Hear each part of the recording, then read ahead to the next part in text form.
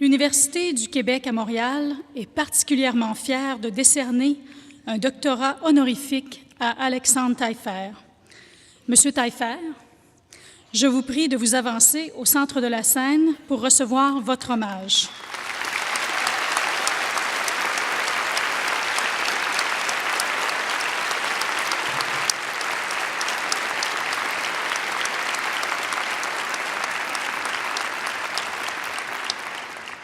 Le doyen fera la lecture de l'éloge.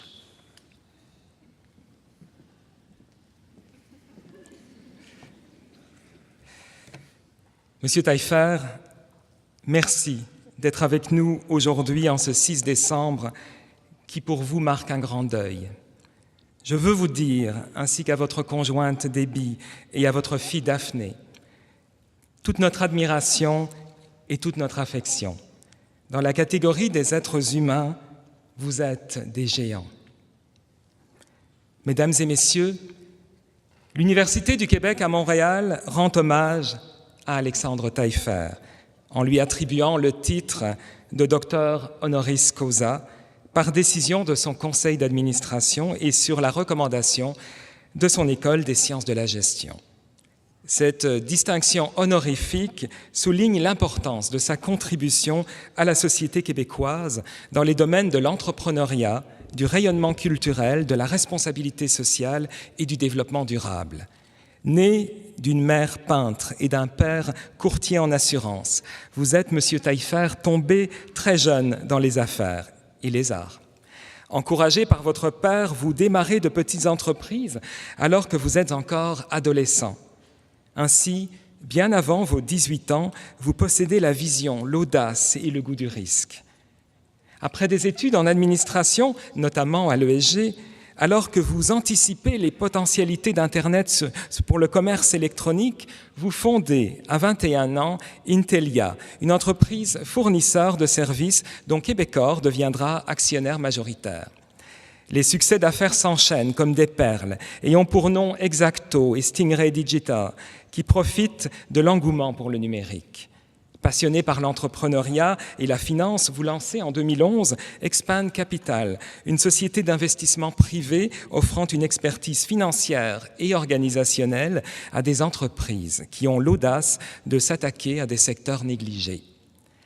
Grand promoteur de l'électrification des transports, Alexandre Taillefer crée en 2015 une révolution dans l'industrie du taxi avec Théo, offrant des conditions d'emploi plus humaines aux chauffeurs affiliés à l'entreprise mère Taxelco.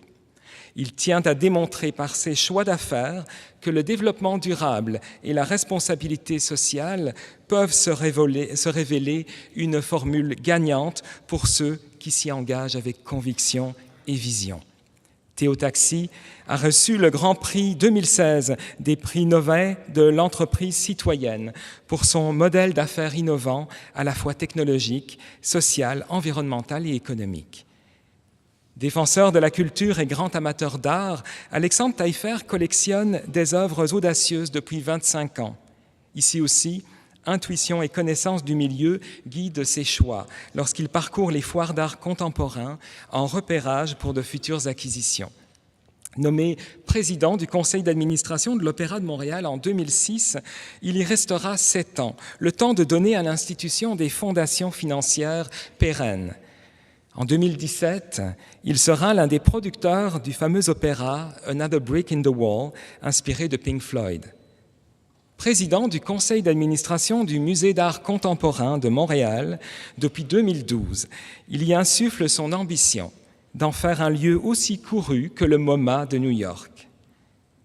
En acquérant l'hebdomadaire Voir et le magazine L'Actualité, vous confirmez, Monsieur Taillefer, votre soutien à la langue française et à la culture québécoise. Homme de cœur et de conviction, vous profitez de votre notoriété médiatique pour appuyer la recherche sur des problématiques sociales complexes, telles que le suicide et les maladies mentales, domaines grandement déficitaires en ressources et en stratégies innovantes. Nommé personnalité du monde des affaires en 2015 par la presse et l'année suivante par Métro, vous êtes reconnu personnalité d'affaires la plus appréciée par les membres de la Jeune Chambre de commerce du Québec en 2017, ce que confirme également l'Institut de la confiance dans les organisations avec un sondage Ipsos révélant que parmi les gens d'affaires d'ici, vous êtes celui à qui les Québécois accorderaient la plus grande confiance. Pour sa démonstration éclatante que réussite entrepreneuriale et valeurs progressistes ne sont pas antinomiques, pour son implication soutenue dans la promotion et le rayonnement de la culture québécoise, pour ses préoccupations en environnement, bien commun par excellence, pour son soutien à des causes psychosociales complexes, pour l'exemple inspirant qu'il donne aux étudiants et aux diplômés avec des valeurs qu'il défend en affaires, l'Université du Québec à Montréal et son École des sciences de la gestion veulent honorer et saluer Alexandre Taillefer au nom de l'ESG. Monsieur le recteur, je vous invite à conférer en séance solennelle un doctorat honoris causa à Monsieur Alexandre Taillefer.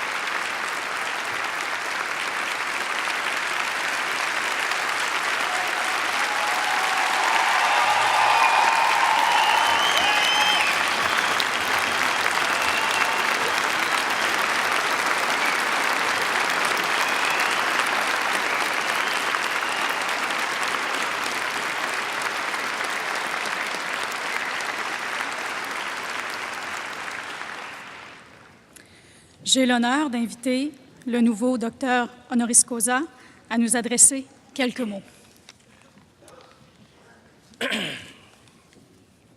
J'ai une condition, quand je suis nerveux, j'ai chaud. Ça ne se soigne pas. Monsieur le recteur, Monsieur Robert Proulx, Madame la présidente du conseil d'administration, Madame Lise Bissonnette, Monsieur le doyen, Stéphane Pallage, j'ai maintenant un ami au Luxembourg, c'est fantastique. Chers membres du cortège d'honneur, chers diplômés, recevoir un honneur comme ça, c'est quelque chose qui rejaillit bien sûr sur moi, mais sur tous les gens qui m'entourent, tous les gens qui m'ont éduqué et tous les partenaires avec qui j'ai travaillé sur de nombreux projets. Des projets qui, à la base, étaient des petits projets qui sont devenus de plus en plus importants. Je vous dirais que ce qui a toujours influencé le développement de mes projets, c'est une étincelle que j'avais de la misère à qualifier précédemment, mais je qualifierais aujourd'hui d'indignation. On est dans des situations souvent où on se dit « Mon Dieu, ça n'a pas de bon sens, ça ne fonctionne pas, c'est cassé, on pourrait faire mieux, comment est-ce qu'on pourrait régler ce problème-là? » Et je me suis rendu compte que la plupart des projets sur lesquels j'avais travaillé étaient nés de cette indignation-là.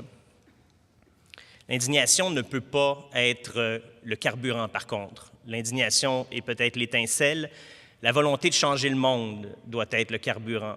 Et plutôt que de faire de l'argent, je suis convaincu que quand on se lance en affaires en choisissant d'abord de faire de l'argent, les chances de succès sont extrêmement limitées. Pour pouvoir y arriver, je vous dirais que, bien entendu, les compétences, l'éducation est extrêmement important. Je suis honoré de recevoir aujourd'hui ce doctorat. C'est mon premier diplôme universitaire.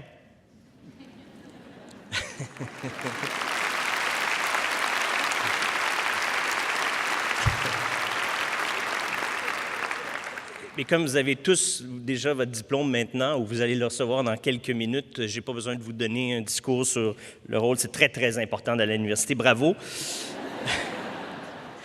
Et je vous mentionnerai que l'UQAM, qui m'a accueilli, parce que j'ai fait 2 années ici à titre d'étudiant, a eu beaucoup plus de flair que le HEC, qui m'a refusé.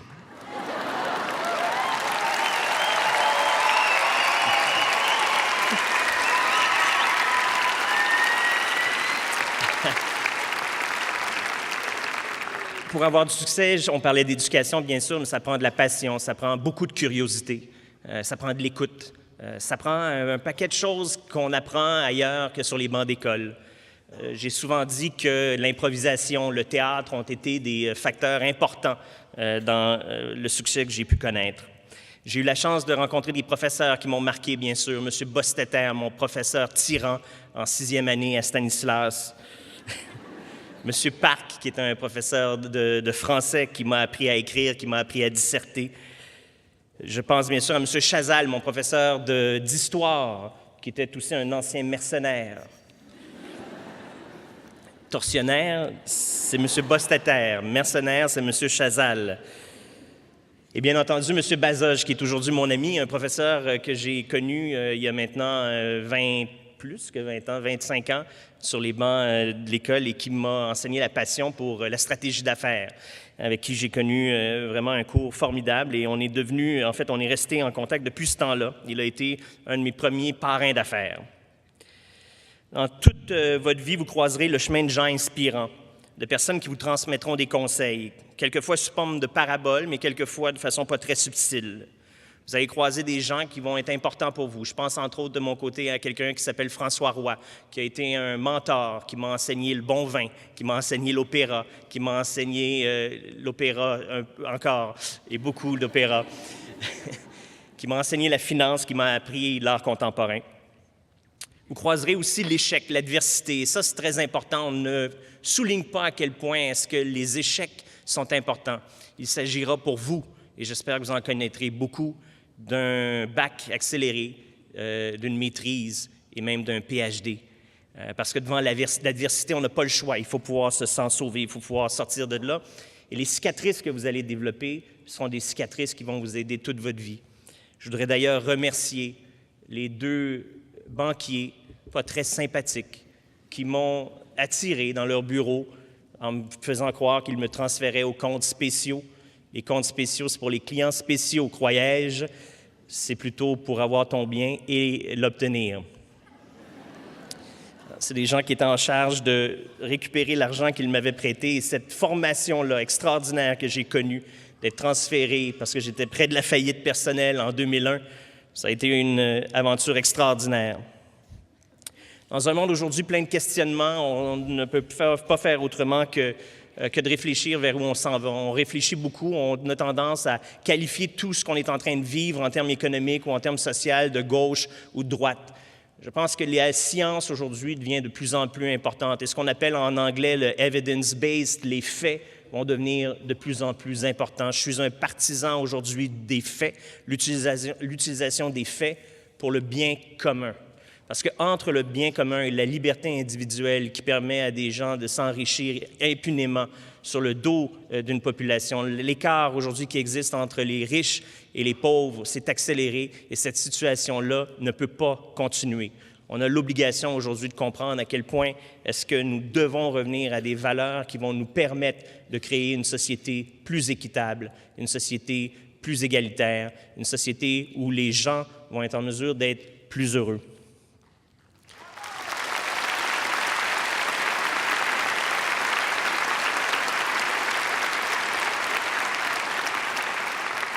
Parce qu'un élément qui est fondamental, c'est de comprendre qu'on ne choisit pas de quel canal déférent on sort.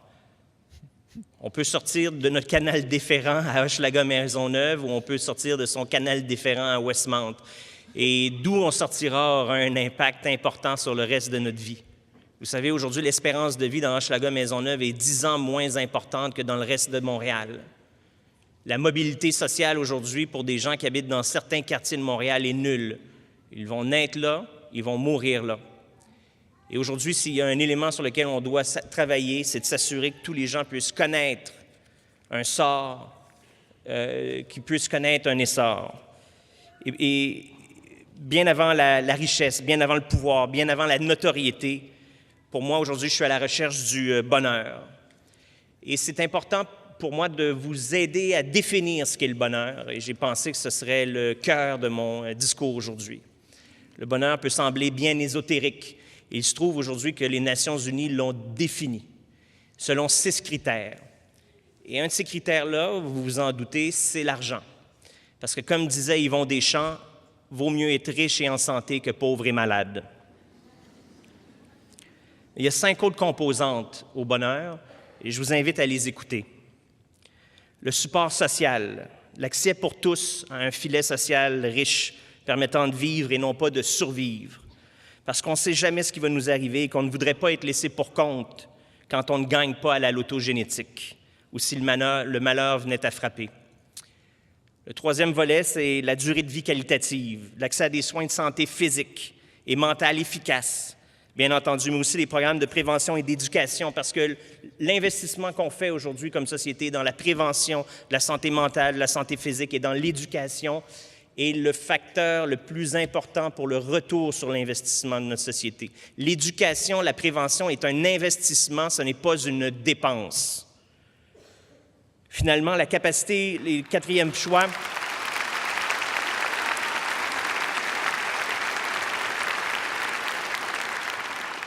dans la durée de vie qualitative, je termine bien sûr avec les infrastructures sportives, les infrastructures culturelles, parce qu'on veut avoir une vie riche, on veut avoir une vie qui nous remplit le cerveau, qui nous remplit l'âme. La capacité de faire des choix, parce qu'une liberté démocratique est requise, des structures politiques légales qui permettent une vie remplie de possibles et des chartes de droits de la personne pour s'assurer que tous y ont droit. Savoir que travailler fort peut apporter des résultats, que des sacrifices faits aujourd'hui pourront permettre aux prochaines générations de mieux vivre. Savoir que nos choix religieux, nos valeurs et notre héritage seront respectés. Le 5e élément, c'est un élément qu'on passe sous silence souvent. La confiance. La confiance en soi, bien entendu, qui se bâtit à coups de succès, qui se bâtit à coups d'amour, qui se bâtit à coups de claques en arrière de la tête, en arrière du dos. Je m'en allais. Une confiance en soi, donc, mais aussi une confiance envers nos institutions. Je ne sais pas si vous sentez ça aujourd'hui, mais j'ai l'impression qu'on est extrêmement cynique envers nos institutions. Et c'est quelque chose qui affecte le bonheur de notre population. C'est la catégorie qui m'a fait le plus réfléchir, celle qui m'a le plus surpris. La revue Globco, qui compile chaque année une foule de statistiques afin d'établir l'indice du bonheur mondial, risquait dans son rapport 2016 une comparaison entre la France et d'autres pays potentiellement plus heureux. Selon cette étude, les Français ne font confiance à rien. Ni le gouvernement. Vous êtes mieux d'aller au Luxembourg qu'en France, monsieur. Ils n'ont pas confiance en leur gouvernement, ils n'ont pas confiance en leur entreprise, ils n'ont pas confiance en leurs médias. Ça me fait drôlement penser aux États-Unis. Ils n'ont pas confiance en leurs syndicats, ils n'ont pas confiance en leur justice ni à personne. À la question « Est-il possible de faire confiance aux autres ?» près de 80 des Français répondent non, alors que 60 à 70 des habitants des pays nordiques disent avoir confiance en eux et avoir confiance en leurs institutions. C'est certainement un aspect sur lequel nous devrons nous pencher au Québec. Et finalement, le 6e volet qui m'apparaît être le plus important de tous, c'est la générosité. Parce que donner, c'est recevoir. C'est gratifiant de participer à la vie civile, de sentir que son implication fait une différence, qu'on peut influencer la société par ses actions tout en donnant un sens à sa vie, afin de répondre à la grande question « Quelle est ma place ici ?» Le sens d'une vie est un élément primordial.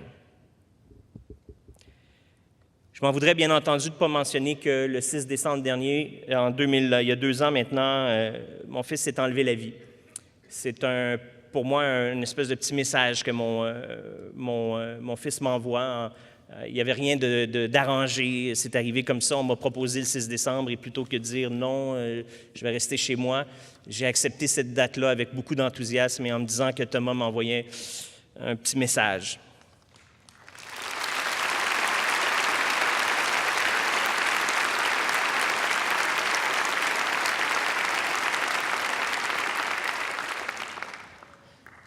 Pour arriver, pour réussir, ça prend beaucoup d'aide, ça prend des gens qui sont là pour nous et je m'en voudrais de ne pas saluer des gens qui sont importants pour moi, qui sont ici dans la salle.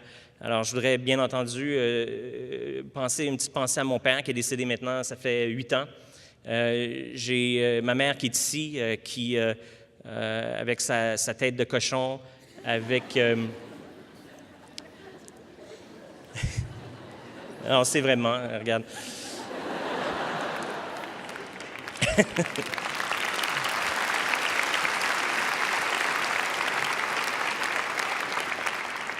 M'a appris à me battre, m'a appris à jamais dire non, à jamais laisser tomber.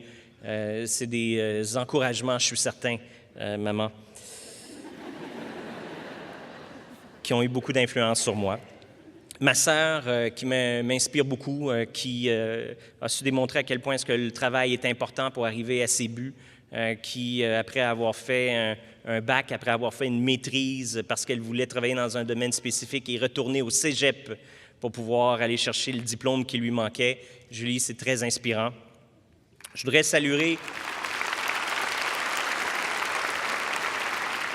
On dit habituellement qu'on a dans notre vie peu d'amis. On a des amis très proches. Habituellement, ça ne rentre pas sur les doigts d'une seule main. J'ai été particulièrement gâté dans ma vie. Et aujourd'hui, il y a 5 amis qui sont ici. Et quand je dis 5 amis, c'est plutôt 5 couples d'amis parce que mes amis viennent en paire. Et c'est formidable. Et c'est formidable de pouvoir compter sur vous, des couples solides, inspirants pour se challenger, pour s'engueuler, pour être capable de se dire les vraies choses et pour se faire mutuellement avancer. Merci d'être là. À vous 10. Merci.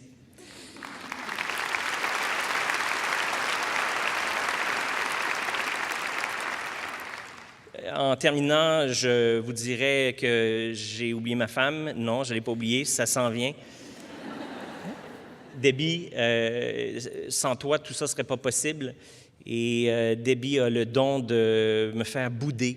C'est la seule personne qui est capable de avec un regard, me faire sentir coupable, de comprendre comment est-ce que je me sens, d'être honteux de ce que je peux ressentir.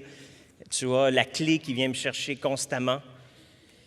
Et cette autorité morale-là qui était probablement due au fait que tu avais une maîtrise et que je n'avais pas de diplôme s'arrête aujourd'hui.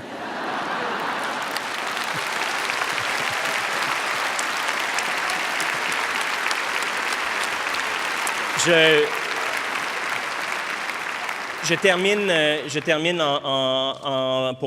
avec un petit mot pour ma fille qui est maintenant la seule héritière Taillefer et la seule de la lignée. Donc ça vient de loin, même de mes grands-parents. Tu es la dernière en titre. Et donc ça te met énormément de pression. On veut s'assurer que tu performes. On veut s'assurer que tu aies du succès à tout prix. On veut s'assurer que tu n'écoutes pas ce que je viens de te dire aujourd'hui. Il n'y a qu'une chose qui doit être faite avec beaucoup de rigueur et beaucoup de sérieux, et c'est de cultiver son bonheur. Et c'est ce que je te propose plus que tout, chère fille. L'important que tu finisses pâtissière, maquilleuse, actrice, avocate, doyenne. On en a parlé beaucoup aujourd'hui, c'est une seule condition, c'est que tu sois heureuse. Alors, pour moi, c'est très important. Je termine en vous regardant tous ici, les 400... Combien de diplômés qui sont là? 405 diplômés. Vous avez tous entre les mains la capacité de changer le monde. Vous avez tous entre les mains la capacité de vous indigner et de faire un vrai changement. Et ce changement-là, aujourd'hui, c'est un changement qui est requis pour notre société. Le développement du Québec va se passer par l'entrepreneuriat. Le développement du Québec va se passer par le développement de l'entrepreneuriat féminin. Et le développement du Québec va se passer par le développement de l'entrepreneuriat provenant des immigrants. Vous êtes l'avenir du Québec. Vous êtes extrêmement important. Merci beaucoup.